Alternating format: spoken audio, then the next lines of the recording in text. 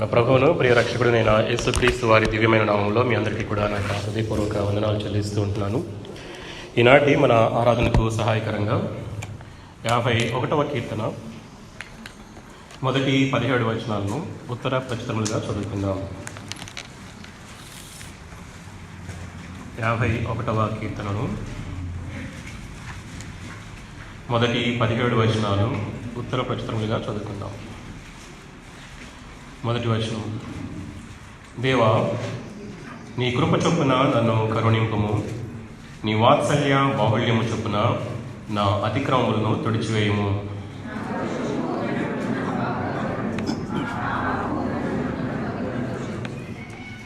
నా అతిక్రమములు నాకు తెలిసేయున్నవి, నా పాపము ఎల్లప్పుడూ నా ఎదుట ఉన్నది.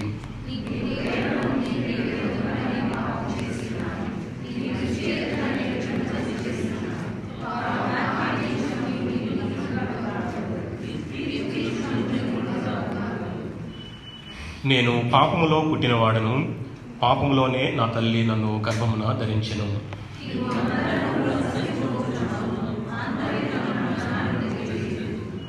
నేను పవిత్రుడనగునట్లు హిస్సోపుతో నా పాపము పరిహరింపుము, హిమము కంటెను నేను తెల్లగా ఉండునట్లు నీవు నన్ను కడుగుము.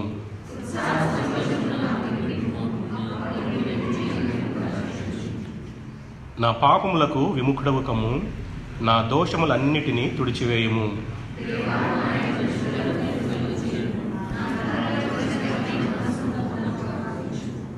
నీ సన్నిధిలో నుండి నన్ను త్రోసివేయకము, నీ పరిశుద్ధాత్మను నా యొద్ద నుండి తీసివేయకము.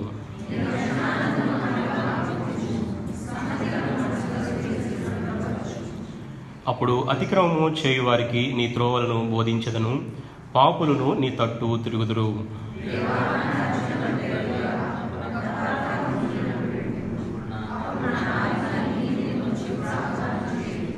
ప్రభువా, నా నోరు నీ స్తుతిని ప్రచురపరుచున్నట్లు నా పెదవులను తెరువుము.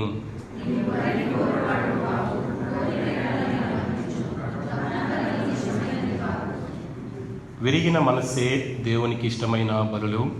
దేవా, విరిగి నలిగిన హృదయమును నీవు అలక్ష్యము చేయవు.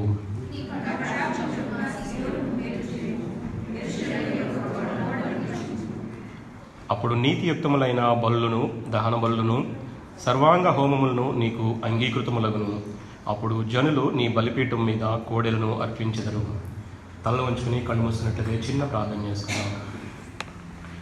మహాగరుడవను, మహోన్నతులను, పరిశుద్ధులను, నిత్య నివాసి అయిన దేవా, మరొకసారి ఈ ఉదయకాల సమయంలో ప్రభా, ఈ రీతిగా మిమ్మల్ని ఆరాధించడానికి, గణపరచడానికి, మీ నామాన్ని హెచ్చించడానికి, కొనియాడటానికి నా జీవితంలో, మా అందరి జీవితాలలో ప్రభువా మీరు దయచేసినటువంటి ఇటు శ్రేష్టమైన గొప్ప ధన్యతను బట్టినైనా మీకు వందనాలు చెల్లిస్తున్నాను మా తండ్రి. నైనా మీరు ప్రేమించి రక్షించారు, అందును బట్టి వందనాలు చెల్లిస్తున్నాను మా తండ్రి. మా ముందు ఉంచబడినటువంటి లేఖన భాగాలను మా ప్రభువా, మా ఆత్మల క్షేమార్థమే మా ప్రభువా మీరు దీవించండి, పంచిపెట్టండి. ఆత్మతోనూ సత్యముతోనూ ఆరాధించేటువంటి సర్వసత్యములోనికి నన్ను మమ్మల్ని మీరు నడిపించండి. మీ సన్నిధిలో నిలవబడిన నేను మా ప్రభువా అల్పుడను, అయోగ్యుడును, ఎన్నిక లేని వాడను మా ప్రభువా. నా నోటికి తోడుగా ఉండి నేను ఏమి పలుకోవలసినది నాకు బోధించమని మీ సన్నిధిలో వేడుకుంటూ ఈ కొద్ది ప్రార్థన మనవులు యేసుక్రీస్తు నామమున పేరిట వేడుకొంచున్నాను మా తండ్రి.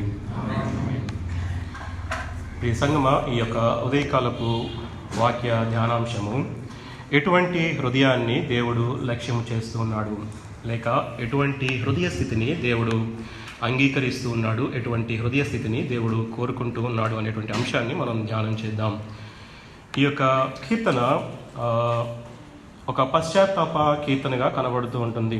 150 అధ్యాయాలు ఉన్నటువంటి ఈ కీర్తనల గ్రంథంలో మొత్తం 7 అధ్యాయాలు పశ్చాత్తాప కీర్తనలుగా పిలువబడుతూ ఉంటున్నాయి. అందులో ఒకటి ఈ యొక్క కీర్తన అయి ఉంటుంది. 7 అధ్యాయాలు కూడా 6వ అధ్యాయము, 32వ అధ్యాయము, 38వ అధ్యాయము, 51వ అధ్యాయము, 102, 130, 143 ఈ 7 అధ్యాయాలు కూడా పశ్చాత్తాప కీర్తనలుగా పిలువబడుతూ ఉంటాయి. ఈ 7 అధ్యాయాలు కూడా దావీదు మహారాజు చేత వ్రాయబడి ఉంటున్నాయి. వాస్తవానికి ఈ యొక్క 51వ కీర్తన, 32వ కీర్తన రెండు కూడా ఒకే సందర్భంలో రాయబడినట్లుగా చరిత్రకారులు చెప్తూ ఉంటారు. ఈ 51వ కీర్తన అయితే తను చేసినటువంటి పాపము లేక ఆ యొక్క పాప క్షమాపణ నిశ్చయత లేకుండా మరి తన హృదయంలో ఒక అలజడితో నిండి ఉండగా ఈ యొక్క కీర్తన వ్రాయబడినట్లుగా అర్థమవుతూ ఉంటుంది. అదే 32వ కీర్తనకైతే అప్పటికే పాప క్షమాపణ కలిగినటువంటి కీర్తనాకారుడు ఆ యొక్క అధ్యాయంలో కనబడుతూ ఉంటాడు. ఈ యొక్క 51వ కీర్తనకు మూల వాక్య భాగం ఏంటంటే 2వ సమూయేలు గ్రంథం 11వ అధ్యాయము 1 నుంచి 12వ అధ్యాయం 13 వచనాల వరకు జరిగినటువంటి ఆ యొక్క సంఘటనలన్నీ కూడా ఈ యొక్క వాక్య భాగానికి మూల భాగంగా కనబడుతూ ఉంటుంది. ఈ యొక్క అధ్యాయానికి ప్రారంభానికి ముందుగా శీర్షికను కనుక మనం గమనించినట్లయితే దావీదు బత్షెబా యొద్దకు వెళ్ళిన తర్వాత నాతాను ప్రవక్త అతని యొద్దకు వచ్చినప్పుడు అతడు రచించిన కీర్తన. ఎప్పుడైతే ప్రవక్త అయినటువంటి నాతాను దావీదు మహారాజు దగ్గరికి వచ్చి తను చేసినటువంటి తప్పుల్ని అతిక్రమాలని ఎత్తి చూపి నువ్వు చేసిన తప్పు ఈ విధంగా దేవుడు నేను హెచ్చరిస్తున్నాడు అని హెచ్చరించినప్పుడు దావీదు మహారాజు చేత వ్రాయబడినటువంటి ఈ యొక్క కీర్తనగా కనబడుతూ ఉంటుంది. చదవబడినటువంటి మొదటి 17 వచనాల్లో గమనించినట్లయితే అనేక మార్లు అంటే సుమారు 17 సార్లు నన్ను కరుణించుము, నా అతిక్రమములను తుడిచివేయము, నన్ను బాగుగా కడుగుము, నన్ను పవిత్రపరచుము, మరి 7వ వచనంలో నా పాపము పరిహరింపుము, నీవు నన్ను కడుగుము, 8వ వచనంలో నాకు వినిపింపుము, 9వ వచనంలో నా పాపములకు విముఖుడవు కమ్ము, నా దోషములన్నిటినీ తుడిచివేయము, 10వ వచనంలో శుద్ధ హృదయము కలుగ చేయుము, స్థిరమైన మనస్సును నూతనముగా పుట్టించుము, 11వ వచనంలో నీ సన్నిధి నుండి నన్ను త్రోసివేయకము, నా యొద్ద నుండి తీసివేయకము నీ పరిశుద్ధాత్మను, 12వ వచనంలో నాకు మరలా పుట్టించుము, 14వ వచనంలో నన్ను విడిపింపుము, 15వ వచనంలో నా పెదవులను తెరువుము అంటున్నాడు. ఈ 17 వచనాల్లో 17 సార్లు దేవుని దగ్గర వ్యక్తిగతంగా మొరపెడుతూ ఉంటున్నాడు. నన్ను కడుగు, నా పాపములను కడుగు, నా అతిక్రమములను తుడిచివేయము, నా దోషములన్నిటినీ తుడిచివేయము, నా పాపము పరిహరింపుము అని వ్యక్తిగతంగా దేవునితో గోజాడుతున్నటువంటి అనుభవం ఇక్కడ కనబడుతూ ఉంటుంది.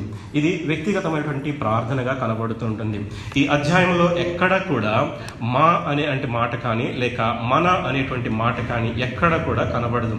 ఇది కేవలము వ్యక్తిగతమైనటువంటి విజ్ఞాపనగా, వ్యక్తిగతమైనటువంటి ఆరాధనగా కనబడుతూ ఉంటుంది. తనను తాను దేవుని సన్నిధిలో ఉన్నప్పుడు ఎటువంటి హృదయాన్ని కలిగి ఉండాలో చాలా చక్కగా వర్ణించేటువంటి ఈ యొక్క కీర్తనగా మనకు కనబడుతూ ఉంటుంది. అది వ్యక్తిగతమైనటువంటి ఆరాధన మాత్రమే ఆయన అంగీకరించేటువంటి దేవుడిగా ఉంటున్నాడు. సామూహికమైనటువంటి ఆరాధన అది వాక్యానుసారమైనటువంటి ఆరాధనగా అనిపించదు. చాలా సంఘాల్లో చేతులన్నీ పైకెత్తి నిలబడి సామూహికంగా కార్పొరేట్ వర్షిప్ చేస్తూ ఉంటారు, సామూహికంగా ఆరాధన చేస్తూ ఉంటారు. అటువంటి ఆరాధన అయితే మరి వాక్యానుసారం కాదేమో అని చెప్పి నాకు అనిపిస్తూ ఉంటుంది. ఈ యొక్క 51వ అధ్యాయంలో చదవబడినటువంటి 17 వచనాల్లో మొదటి 12 వచనాల్లో దేవుని దగ్గర నుంచి కీర్తనకారుడు ఏమి కోరుకుంటున్నాడు అనే దానికి విజ్ఞాపన చేస్తూ ఉంటున్నాడు. దేవుని దగ్గర నుంచి ఏమి ఎక్స్పెక్ట్ చేస్తున్నాడు, లేక దేవుని దగ్గర నుంచి దేవుడు కీర్తనాకారుడికి ఏమి చేయాలో అనే దాని గురించి విజ్ఞాపన చేస్తూ ఉంటున్నాడు. మరి 13 నుంచి చివరి వచనం వరకు కూడా అప్పుడు అనేటువంటి మాటతో ప్రారంభం అవుతుంటుంది. 13వ వచనంలో ఆ రీతిగా క్షమించబడిన తర్వాత దేవుడు తనకు చేయవలసినటువంటి న్యాయాన్ని, నీతిని జరిగించిన తర్వాత మరి తను దేవుడి కోసం ఏమి చేయాలి అనుకుంటున్నాడు అనేటువంటి తీర్మానాలు ఆ యొక్క 13వ వచనం నుంచి కనబడుతూ ఉంటున్నాయి. మరి ఈ యొక్క వాక్య ధ్యానం లేక ఈ యొక్క అధ్యాయం అంతా కూడా, ఈ మూల వాక్య భాగం అంతా కూడా మనందరికీ కూడా చాలా పరిచయమైనటువంటి వాక్య భాగంగా కనబడుతూ ఉంటుంది. దావీదు మహారాజు మరి తను చేసినటువంటి ఘోర పాపాలను బట్టి ఎంతో చింతిస్తూ ఈ యొక్క కీర్తనను రాసినట్లుగా కనబడుతూ ఉంటుంది. ఈ యొక్క మొదటి వచనంలో కనుక గమనించినట్లయితే, దేవా నీ కృప చొప్పున నన్ను కరుణింపుము, నీ వాత్సల్య బాహుళ్యము చొప్పున నా అతిక్రమములను తుడిచివేయము. దేవుని యొక్క 2 శ్రేష్టమైనటువంటి గుణగణాలను జ్ఞాపకం చేస్తూ ఈ యొక్క కీర్తన ప్రారంభించబడింది. మొట్టమొదటిగా దేవుడు కృపామయుడు అని జ్ఞాపకం చేసుకుంటున్నాడు.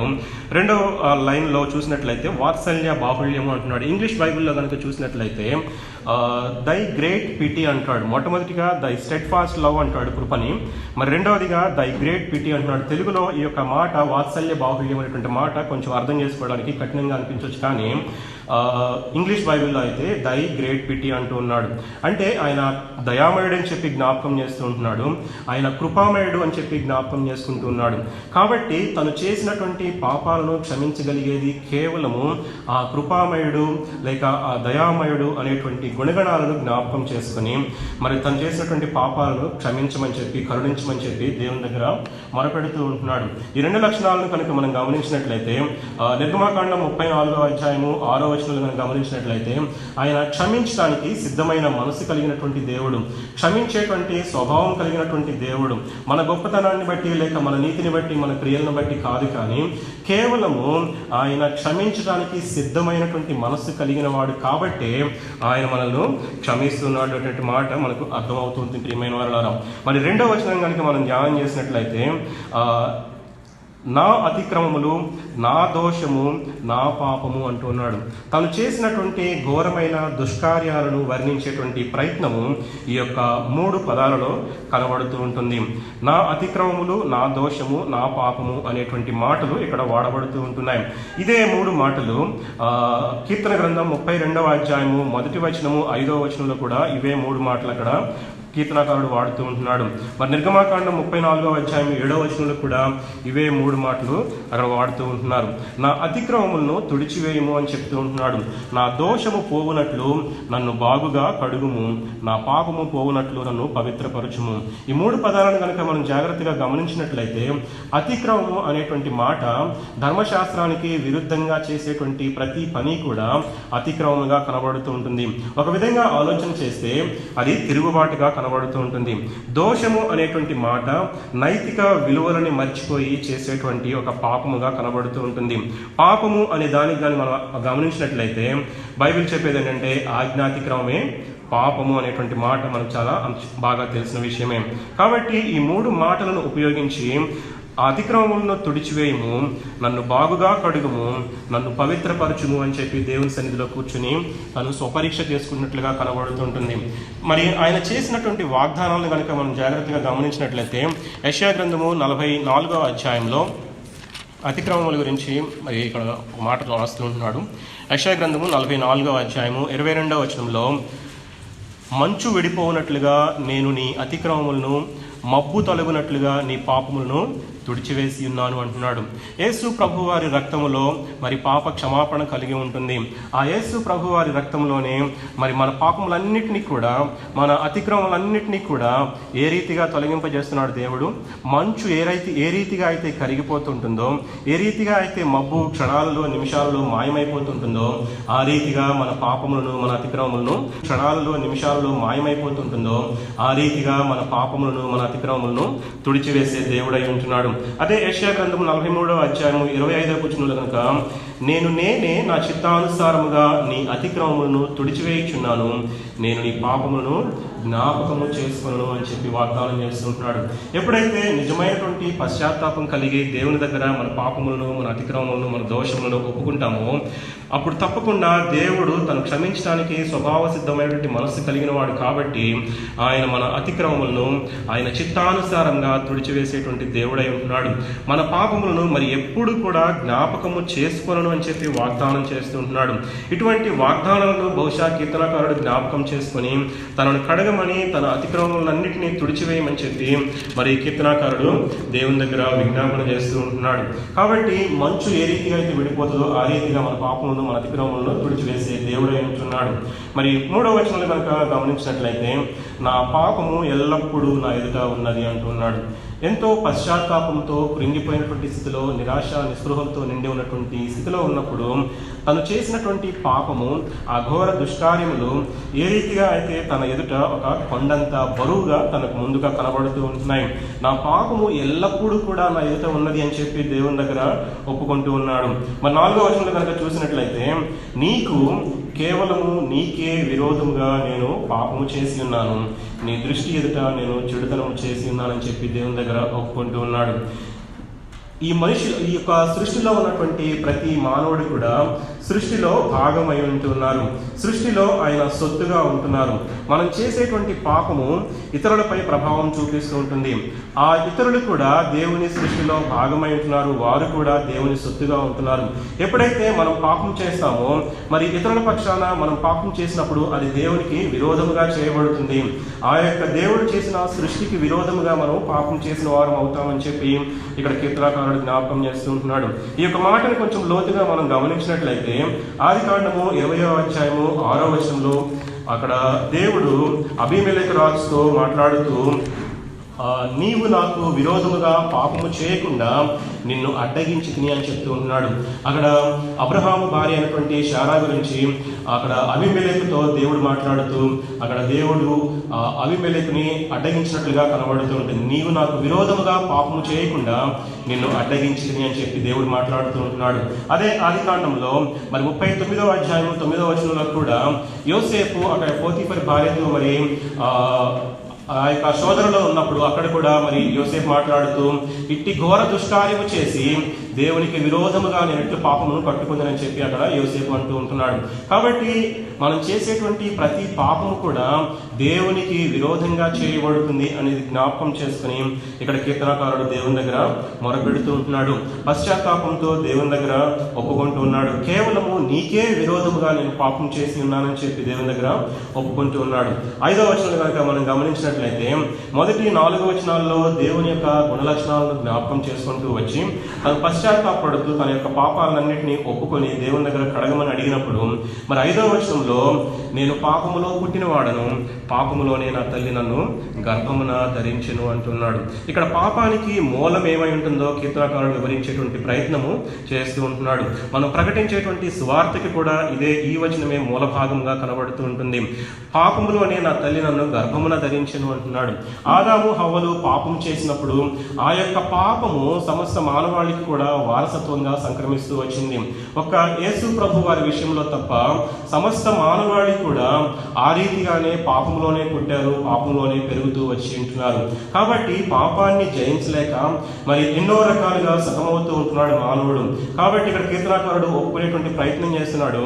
నా యొక్క పాప స్వభావము లేక నా విత్తనము పాప విత్తనం అని చెప్పి దేవుని దగ్గర ఒప్పుకుంటూ పాపం చేసినందుకు గాను పాపం ఏ రీతిగా చేయవలసి వచ్చిందో అనేటువంటి విషయాన్ని కొంచెము జస్టిఫై చేసేటువంటి ప్రయత్నం చేస్తూ ఉంటున్నాడు. పాపంలోనే పుట్టినవాడును, పాపంలోనే నా తల్లి నన్ను గర్భమున ధరించెను అంటున్నాడు. నరుల హృదయాలోచన బాల్యము నుండి చెడ్డది అని చెప్పి ఆదికాండంలో రాయబడుతుంటుంది. మరి అదే కీర్తనకారుడు 58వ అధ్యాయం 3వ వచనంలో మరొక మాట అంటాడు కదా, తల్లి కడుపున పుట్టినది మొదలుకొని భక్తిహీనులు విపరీత బుద్ధి కలిగి ఉందరు, పుట్టిన తోడనే అబద్ధములాడుచు తప్పిపోవదురు అంటున్నాడు. కాబట్టి ఈ రీతిగా ఆలోచన చేసినప్పుడు మనం పాపంలోనే పుట్టాము, పాపంతో పాటే పెరుగుతూ వచ్చాము, పాపాన్ని జయించలేక మరి దేవుని దగ్గర ఎప్పుడూ కూడా గోజాడుతూ ఉండవలసినటువంటి పరిస్థితిలో మనం ఉంటున్నాం అనే విషయాన్ని మనం జ్ఞాపకం చేసుకోవాల్సిన వారమై ఉంటున్నాం. మరి 6వ వచనంలో జ్ఞాపకం చేస్తున్నట్లయితే నీవు అంతరంగములో సత్యము కోరుచున్నావు అంటున్నాడు. దేవుడు సత్యవంతుడై ఉంటున్నాడు.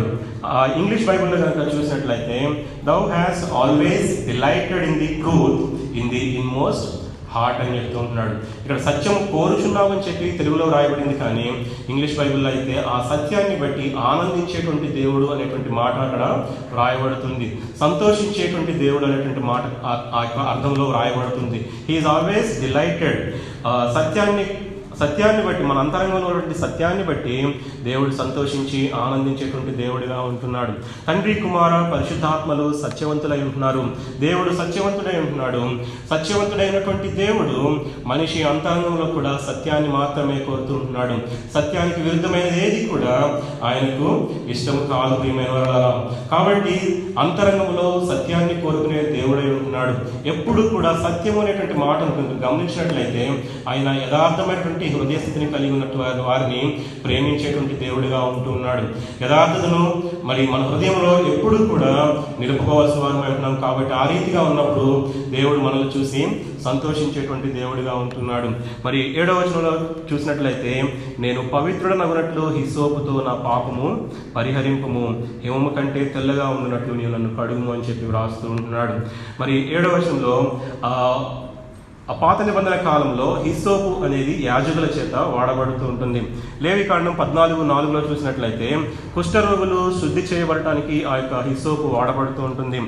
నిర్గమాకాండం 19:18 చూసినట్లయితే ఒక శవాన్ని కానీ ఒక సమాధిని కానీ ముట్టినప్పుడు ఆ యొక్క వ్యక్తిని శుద్ధీకరించడానికి హిస్సోపు వాడబడుతూ ఉంటుంది. కానీ ఇక్కడ దేవునినే హిస్సోపు వాడి నా యొక్క పాపాన్ని పరిహరించు అని చెప్పి కీర్తనకారుడు మొరపెడుతూ ఉంటున్నాడు. అంటే యాజకులు వాడితేనే ఒక పాపము లేక పరిహరించబడితే మరి దేవుడు ఆ యొక్క హిస్సోపును వాడినప్పుడు ఎంత తెల్లగా కడగబడతాడు అనేటువంటి విషయాన్ని గ్రహించి దేవునితో మొరపెడుతున్నాడు కదా, అదే హిస్సోపు వాడి నా యొక్క పాపాన్ని పరిహరించు, హిమము కంటే తెల్లగా ఉండినట్లు నీవు నన్ను కడుగుము అని చెప్తూ ఉంటున్నాడు. యెషయా గ్రంథము 1:18 ఒక మాట రాయబడుతుంటుంది. రండి మన వివాదము తీర్చుకుందాము, మీ పాపములు రక్తము వలె ఎర్రనివైనను అవి హిమము వలె తెల్లబడును, కెంపు వలె ఎర్రనివైనను అవి గొర్రెబొచ్చు వలె తెల్లనివగును అంటున్నాడు. మన పాపములు రక్తము వలె ఎర్రగా ఉన్నప్పటికీ కూడా ఆ యొక్క హిస్సోపును వాడినప్పుడు మన యొక్క పాపాలను మరి హిమము కంటే తెల్లగా మార్చి ఆ యొక్క దేవుని యొక్క గుణలక్షణాన్ని ఇక్కడ కీర్తనాకారుడు జ్ఞాపకం చేసుకుంటూ ఉన్నాడు.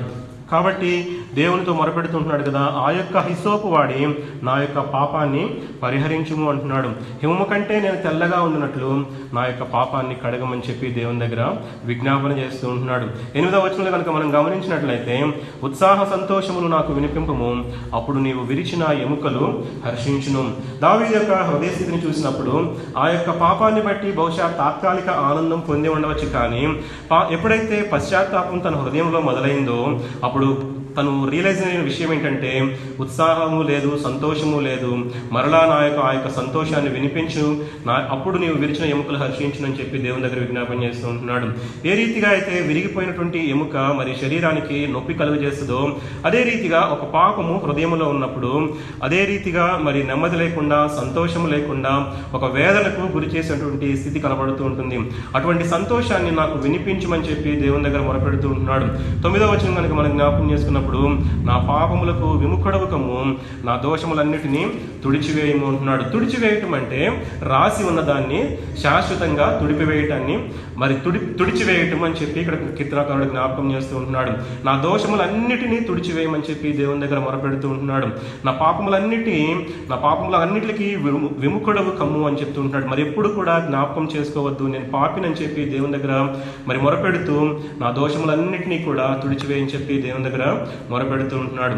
10వ వచనంలో మరొక శ్రేష్టమైనటువంటి మాట రాయబడుతూ ఉంటుంది. దేవా, నా యందు శుద్ధ హృదయము కలుగచేయము, నా అంతరంగములో స్థిరమైన మనస్సును నూతనముగా పుట్టించుము అని చెప్తూ ఉంటున్నాడు. సృష్టికర్త అయ్యున్నటువంటి దేవుని దగ్గర బహుశా మరొక నూతనమైనటువంటి హృదయాన్ని నాకు అనుగ్రహించు, ఈ యొక్క పాప హృదయము, పాపముతో నిండినటువంటి ఈ యొక్క పాత హృదయము నాకు వద్దు అని చెప్పి దేవుని దగ్గర మొరపెడుతూ ఉంటున్నాడు. ఎందుకంటే ఆయన సృష్టికర్త కాబట్టి మనకు నూతన ఆత్మను అనుగ్రహించే దేవుడిగా ఉంటున్నాడు, నూతనమైనటువంటి మనస్సును అనుగ్రహించేటువంటి దేవుడిగా ఉంటున్నాడు, శుద్ధ హృదయాన్ని కలుగజేసేటువంటి దేవుడిగా ఉంటున్నాడు. శుద్ధ హృదయము అంటే పవిత్రమైనటువంటి ఆశలతోటి, కోరికలతోటి నిండి ఉండేటువంటి హృదయము, పాపానికి ఎదురు తిరిగేటువంటి హృదయాన్ని దేవుని దగ్గర అడుగుతూ ఉంటున్నాడు.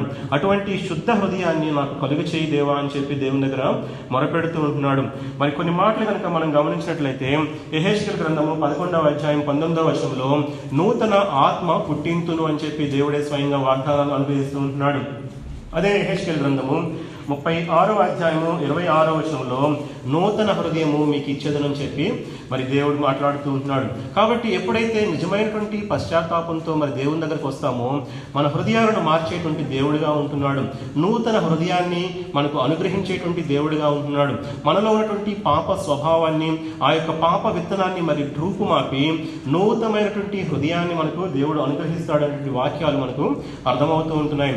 నూతన ఆత్మను మనలో పుట్టించేటువంటి దేవుడిగా ఉంటున్నాడు.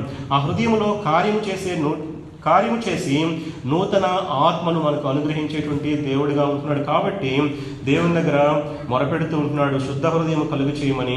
ఆ యొక్క స్థిరమైనటువంటి నీలో వేరుపారి స్థిరమైనటువంటి మనస్సును నాకు నూతనముగా పుట్టించమని చెప్పి దేవుని దగ్గర మొరపెడుతూ ఉంటున్నాడు. మరి 11వ వచనంలో కనుక చూసినట్లయితే, నీ సన్నిధిలో నుండి నన్ను త్రోసివేయకుము, నీ పరిశుద్ధ ఆత్మను నా యుద్ధ నుండి తీసివేయకుము అని చెప్పి మాటలు రాస్తూ ఉంటున్నాడు.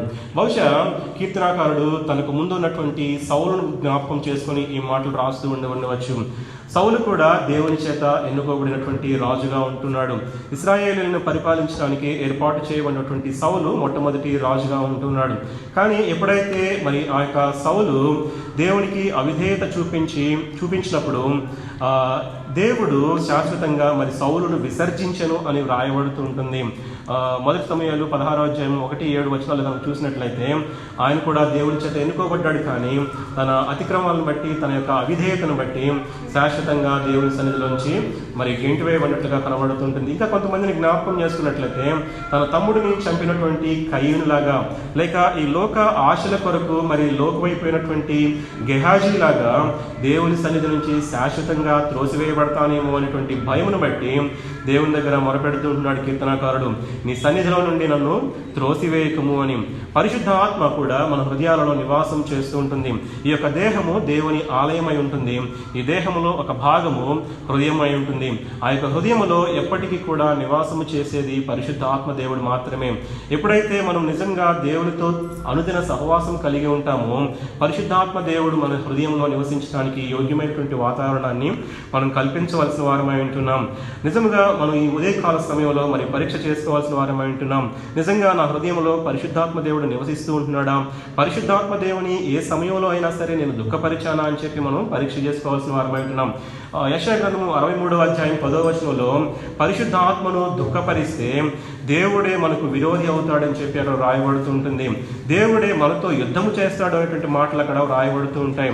కాబట్టి ఎప్పుడు కూడా ఆ యొక్క పరిశుద్ధాత్మను మనం కూడా ఆ రీతిగా మనం పరిశీలన చేసుకోవాల్సిన వారమే. నిజంగా మన హృదయంలో పరిశుద్ధాత్మ దేవుడు వాసం చేస్తున్నాడా లేదనే విషయాన్ని మనం కూడా పరిశీలన చేసుకోవాల్సిన వారమై ఉంటున్నాం.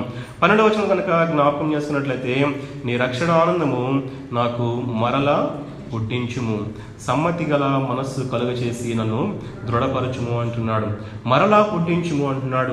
ఒకసారి రక్షించబడిన తర్వాత రక్షణ ఆనందము పట్టణ శక్యము కానీ ఆ యొక్క రక్షణ ఆనందము మన హృదయాల్లో ఏలుబడి చేస్తూ ఉంటుంది. ఎప్పుడైతే పాపం చేసి దేవుని యొక్క సహవాసాన్ని పోగొట్టుకుంటామో, ఆ రక్షణతో పాటు వచ్చినటువంటి ఆనందము కూడా పోతూ ఉంటుంది అనేటువంటి విషయాన్ని ఇక్కడ జ్ఞాపకం చేస్తూ ఉంటున్నాడు. రక్షణ అయితే శాశ్వతంగా నిలిచిపోతుంది, కానీ పాపం చేయడాన్ని బట్టి ఆ యొక్క రక్షణ ఆనందము మన హృదయంలో నుంచి వెళ్ళిపోతుంది. కాబట్టి నాకు మరలా పుట్టించుము అని చెప్పి దేవుని దగ్గర మొరపెడుతూ ఉంటున్నాడు. ఆ యొక్క పాపం చేయడాన్ని బట్టి ఆ యొక్క రక్షణ ఆనందము తన హృదయంలో నుంచి పోగొట్టుకునబడినట్లుగా కీర్తనాకారుడు గ్రహించి, నాకు మరలా ఆ యొక్క రక్షణానందాన్ని పుట్టించు అని చెప్పి దేవుని దగ్గర మొరపెడుతూ ఉంటున్నాడు. సమ్మతి గల మనస్సు కలుగ చేసి నన్ను దృఢపరచుము అంటున్నాడు. మరి 8వ వచనంలోనే ఉత్సాహ సంతోషములు లేవు.